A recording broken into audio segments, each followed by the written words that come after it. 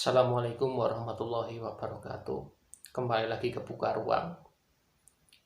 Sebelumnya saya mau disclaimer terlebih dahulu bahwasanya video ini bukan mengenai PPN 12%, apakah yang pro ataupun yang kontra, karena itu sudah banyak sekali dibahas di berita-berita ataupun di channel YouTube lain mengenai dampak buruk dan dampak positif dari kebijakan PPN 12% itu.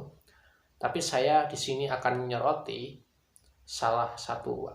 beberapa argumen yang dikemukakan oleh Mas Irwan Prasetyo di dalam Instagramnya, yang menyatakan bahwasanya PPN 12% diperlukan karena ini dan ini.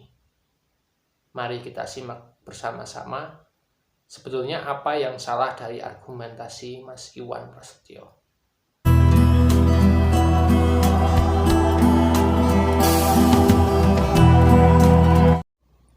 Kesalahan pertama dari unggahan Instagram yang diunggah oleh Mas Irwan Prasetyo adalah beliau menggunakan metode komparasi dengan membandingkan keadaan ekonomi di Indonesia dengan negara-negara maju. Mas Irwan mengatakan bahwasanya di negara-negara yang maju, pajak penghasilan dan bahkan pajak pertambahan nilai itu relatif lebih tinggi, sehingga Indonesia perlu mencontoh kebijakan tersebut demi pemenuhan anggaran negara yang lebih banyak lagi demi kepentingan rakyat. Argumentasi tersebut sebetulnya di dalam dunia ekonomi tidaklah tepat, karena metode komparasi yang digunakan seperti itu dengan cara yang serampangan justru bisa mengakibatkan satu pengambilan keputusan yang tidak berdasar pada masalah dan realitas konkret di Indonesia. Misalnya keadaan di ekonomi di Indonesia, banyak sekali warga negara Indonesia yang memang tidak mampu secara nyata membayar pajak penghasilan. Karena bahkan untuk kehidupan sehari-hari saja mereka masih sangat kekurangan. Misalnya untuk makan sehari-hari saja mereka kadang harus berutang kepada tetangga ataupun teman-temannya. Kondisi tersebut bukan hanya dialami oleh satu orang saja, tetapi hampir jutaan orang Indonesia mengalami hal yang sama. Dan ketika kemudian pajak pertambahan nilai itu diterapkan di Indonesia, maka dampaknya adalah orang-orang ini, pengeluaran yang akan dikeluarkan setiap harinya itu semakin besar. Dan tidak ada jalan untuk memperbanyak pendapatan yang telah mereka dapatkan selama ini karena terbatasnya lapangan kerja. Metode komparasi di dalam dunia ekonomi sebetulnya dimaksudkan untuk kita mengetahui pola-pola ekonomi dari negara lain ataupun dari negara kita sendiri. Tetapi sangat jarang sekali digunakan sebagai dasar untuk memutuskan suatu tindakan ekonomi ataupun kebijakan ekonomi yang akan diambil oleh pemerintah. Kemudian argumentasi yang kedua dari Mas Irwan Prasetyo yang menurut kaidah logika salah adalah beliau melakukan apa yang disebut sebagai red herring, ataupun argumentasi yang tidak merujuk pada persoalan awal. Ketika video Ferry Irwandi di dalam Instagramnya menyatakan bahwasannya Mas Irwan Prasetyo itu tidak membedakan antara PPH dengan PPN, Mas Irwan Prasetyo melakukan klarifikasi dengan mengatakan bahwasanya beliau sedang berada di luar negeri dan sedang liburan sehingga tidak bisa memikirkan persoalan tersebut secara maksimal. Dalam dunia logika sebetulnya itu merupakan salah satu bentuk sesat logika karena tidak menjawab persoalan yang diajukan oleh penanya ataupun pihak-pihak yang kontra dengan Mas Irwan Prasetyo. Kemudian ada lagi yang miss dalam logikanya Mas Irwan Prasetyo adalah dengan mengatakan karena Mas Irwan Prasetyo itu disekolahkan di luar negeri dengan menggunakan biaya negara, maka PPN 12% harus diterapkan supaya semakin banyak anak-anak Indonesia yang disekolahkan di luar negeri dengan menggunakan biaya dari APBN. Sebetulnya logika tersebut tidak merujuk pada permasalahan konkret di Indonesia karena menurut data dari LPDP di tahun 2023 banyak sekali slot-slot jumlah kuota yang seharusnya dipenuhi tidak terpenuhi. Artinya banyak sekali mahasiswa di Indonesia yang tidak mengambil LPDP meskipun kuota yang ditetapkan oleh pemerintah sebetulnya lebih banyak, sehingga sebetulnya kuota pemerintah misalnya 3.000 yang ambil LPDP dan diterima hanya sekitar 1.500, sedangkan 1.500 lainnya tidak terisi kuotanya. Nah, mungkin Mas Irwan Prasetyo juga harus melihat data tersebut, bahwasanya kita sebenarnya tidak kekurangan dana, tetapi orang-orang yang mendaftar menggunakan beasiswa negara itu justru kuotanya belum terpenuhi sampai hari ini. Itu yang mungkin harus dicermati bersama-sama.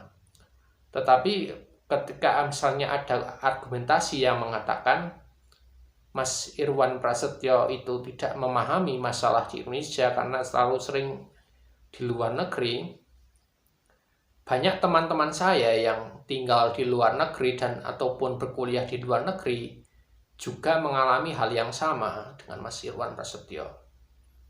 Karena untuk bisa memahami sebuah kasus dari sebuah negara, memang lebih idealnya adalah orang tersebut tinggal di negara tersebut secara lama seperti itu dan memahami realitas masalah secara lebih konkret. Misalnya, apakah Mas Irwan Prasetyo mengetahui bahwasannya di Indonesia masih banyak sekali yang jumlahnya jutaan orang itu untuk makan saja masih kekurangan? Apakah mengetahui hal itu? Kemudian, apakah Mas Irwan Prasetyo mengetahui juga bahwasannya lapangan kerja di Indonesia itu lebih sulit dibandingkan di luar negeri? Yang Mas Irwan Prasetyo mengatakan kita tidak masalah biaya belanja kita setiap hari naik dari 30.000 atau 40.000 sehari. Ya, asalkan ada subsidi untuk itu. Misalnya ada subsidi beras, subsidi kentang, subsidi yang lain, segala macam itu. Tapi kan yang menjadi persoalan di sini adalah justru kita berharap supaya orang-orang di Indonesia itu tidak tergantung pada subsidi. Bukan sebaliknya, justru malah mendorong masyarakat untuk memperoleh subsidi. Bagaimana cara untuk supaya masyarakat tidak lagi tergantung pada subsidi? Salah satu cara yang paling sering dilakukan adalah ya orang harus bekerja secara lebih maksimal ataupun dirinya punya penghasilan yang lebih layak sehingga tidak perlu lagi mengandalkan subsidi dari pemerintah.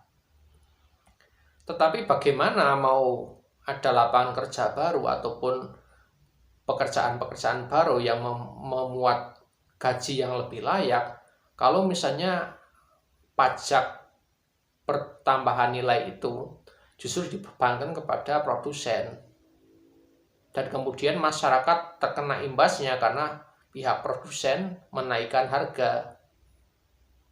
Apakah itu justru malah logikanya Mas Irwan Prasetyo justru malah secara argumentasi membatalkan argumentasi Mas Irwan Prasetyo sendiri dengan mengatakan bahwasanya itu demi subsidi kepada masyarakat. Kan subsidi itu sebenarnya hal yang perlu kita hindari sebagai sebuah negara karena masyarakatnya sudah hidup secara layak sehingga tidak perlu lagi ada subsidi. Tapi konstruksi yang ingin dibangun oleh Mas Irwan Prasetyo adalah kita tidak apa-apa pajak naik asalkan ada subsidinya. Kan itu justru malahan tidak bagus secara ekonomi, kan produksinya juga nanti akan terkena pajak pertambahan nilai itu, dan pajak pertambahan nilai itu akan dibebankan pada produk yang dihasilkan oleh barang-barang yang dihasilkan oleh produksi. Kan justru malah argumentasinya dari Mas Irwan Prasetyo ini justru bertentangan satu sama lain. Niatnya adalah untuk membantu masyarakat, tapi di sisi lain dia tidak sadar bahwasanya kebijakan seperti itu justru malah menambah lagi orang-orang yang perlu dibantu. Apakah itu juga tidak dipikirkan oleh Mas Irwan Prasetyo?